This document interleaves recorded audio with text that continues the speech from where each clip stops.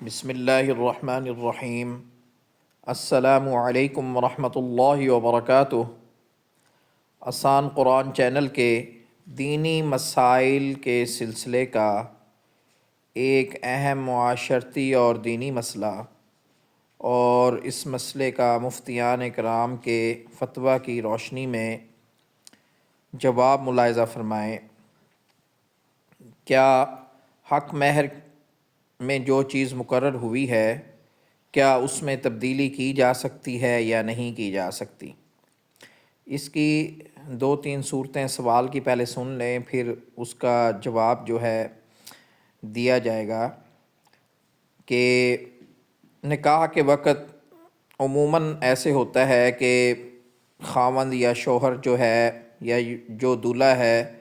اس کی جو استطاعت ہے اس سے بڑھ کر حق مہر مقرر کر دیا جاتا ہے۔ تو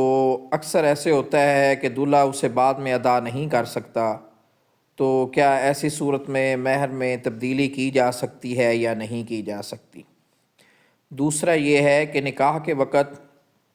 دولہا کی استطاعت یا مالی حالت بہت اچھی تھی،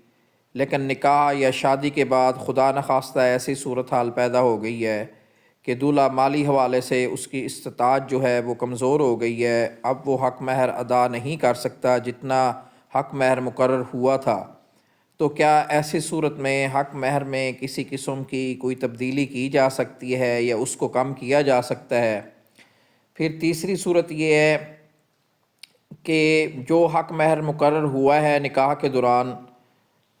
بالفرض وہ 1 لاکھ مقرر ہوا ہے یا 5 لاکھ مقرر ہوا ہے، اور اس کے عوض کیا شوہر اپنی بیوی کو کوئی اور چیز دے سکتا ہے یا نہیں دے سکتا اگر عورت راضی ہو؟ جیسے 5 لاکھ مقرر ہوا ہے حق مہر، اور اس کے بدلے وہ اس کو کوئی گاڑی دے دیتا ہے یا زیور وغیرہ دے دیتا ہے، اگر بیوی اس سے راضی ہو جاتی ہے تو کیا شرعاً بیوی کا حق ادا ہو جاتا ہے یا نہیں ہوتا؟ یہ تمام سوالات اور ان کا جواب جو ہے وہ ملاحظہ فرمائیں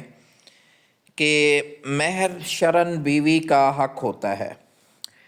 جو بھی رقم یا چیز نکاح کے وقت مہر میں طے کی جاتی ہے،